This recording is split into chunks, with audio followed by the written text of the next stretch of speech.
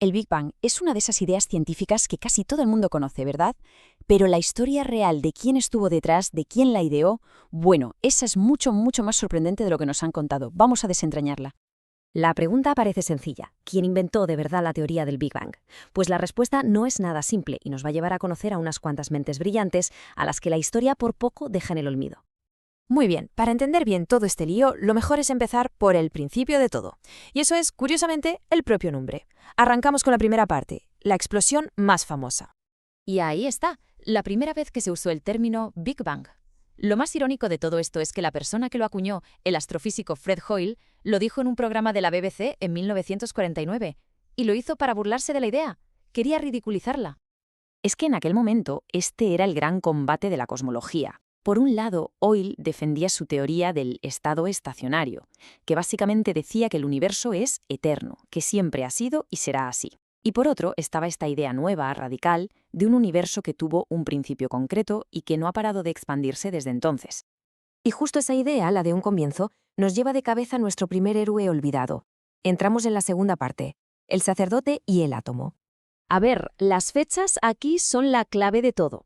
En 1927, un sacerdote y físico belga llamado Georges Lemaitre publica un trabajo que es una auténtica revolución. No solo demuestra con las matemáticas que el universo se expande, sino que calcula a qué velocidad lo hace. 2 años enteros después, Edwin Hubble publica sus famosos datos que lo confirman, y es Hubble quien pasa a la historia y se lleva casi todo el mérito. Pero es que Lemaitre fue muchísimo más allá. En 1931 propuso un concepto que te vuela la cabeza, el átomo primigenio. O sea, la idea de que todo el universo, absolutamente todo, empezó como un único punto superdenso que, en sus palabras, se desintegró en un proceso superradiactivo, dando el pistoletazo de salida a la expansión. Fue la primera propuesta científica seria de un universo con un principio y, por tanto, con una edad. Y claro, ¿cómo reaccionó la comunidad científica? Pues digamos que no demasiado bien. Sus ideas recibieron un escepticismo brutal. Tolman la llamó pensamiento autista e ilusorio. El mismísimo Hubble la consideró poco atractiva. Plaskett dijo que era la especulación más salvaje de todas. Incluso Einstein al principio pensó que era una idea religiosa disfrazada de ciencia. Pero ojo, el propio Lemaitre fue siempre tajante con esto. Separaba por completo su trabajo científico de su fe. Para él, como dijo, la ciencia y la religión eran niveles separados del entendimiento. No estaba intentando demostrar el Génesis, simplemente estaba siguiendo las matemáticas hasta donde le llevaban. Vale, ahora dejamos por un momento a Lemaitre y nos vamos al otro lado del Atlántico. Porque mientras él pensaba en lo cósmico, otro equipo en Estados Unidos estaba atacando el problema desde un ángulo totalmente distinto. Tercera parte, cocinando los elementos. Este equipo, con George Gamow a la cabeza, junto a su estudiante Ralph Alpert y su colega Robert Herman, se hizo una pregunta que era, sinceramente, genial. Se centraron en la nucleosíntesis, en la creación de los elementos, y se plantearon, ¿y si el universo, en sus primeros instantes, fue como un horno nuclear brutalmente caliente y denso? ¿Lo suficiente como para cocinar todos los elementos químicos que conocemos? El ingrediente principal de su receta cósmica fue algo a lo que llamaron ILEM. Es un término antiguo que Alpert encontró por ahí y que venía a significar la sustancia primordial. Para ellos era justo eso, una sopa increíblemente caliente y densa de partículas fundamentales, lista para empezar a cocinar el universo. Y aquí tenemos la receta, más o menos. Todo empieza con ese gas supercaliente de neutrones. Algunos se desintegran y se convierten en protones.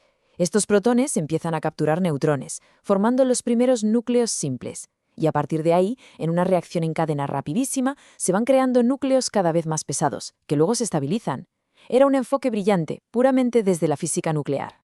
Y este trabajo nos dejó una de las anécdotas más famosas de la física. Gamow, que era un cachondo, añadió el nombre del célebre físico Hans Bethe al artículo sin que Bethe lo supiera. ¿Por qué? Pues solo para que la lista de autores fuese Alpert, Bethe, Gamow. Un juego de palabras con las letras griegas alfa, beta, gamma. Pensemos en el pobre Alpert, que había hecho casi todo el trabajo duro, viendo cómo su nombre quedaba en medio de una broma. Pero todo este trabajo sobre cómo se crearon los elementos les llevó a una predicción todavía más increíble. Una que, sin embargo, y de forma inexplicable, fue ignorada durante años. Vamos con la cuarta parte, el eco perdido del universo. Y esta es la predicción, la joya de la corona. En 1948, Alpher y Hermann calcularon que el calor que quedó de esa gran explosión inicial todavía tenía que estar por ahí. Obviamente se habría enfriado con la expansión, pero debería ser detectable, como una especie de radiación de fondo, muy débil, por todo el universo. Y calcularon su temperatura, unos 5 Kelvin. Pensemos un segundo en lo que esto significa.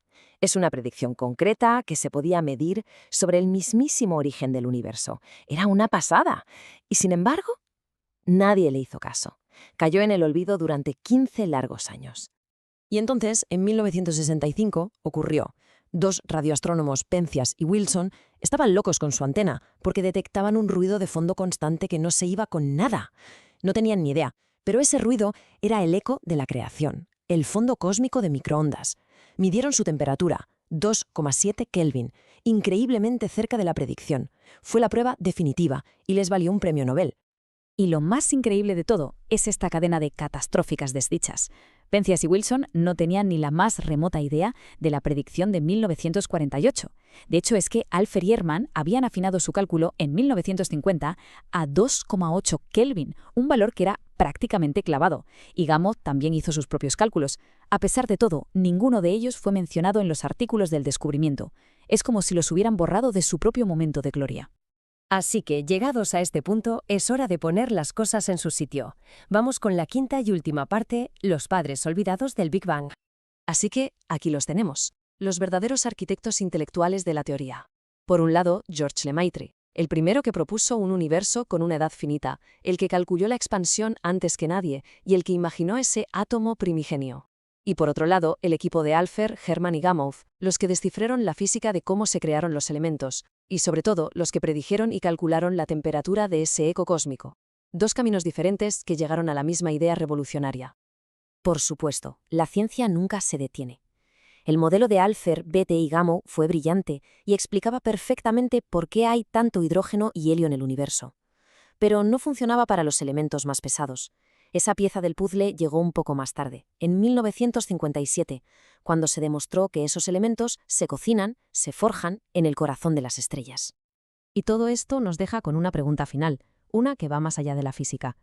Si la ciencia es un trabajo en equipo, un esfuerzo colaborativo donde cada idea se apoya en las anteriores, ¿por qué la historia tiende a recordar solo unos pocos nombres y a olvidar a tantos otros? Es algo que, sin duda, da mucho que pensar.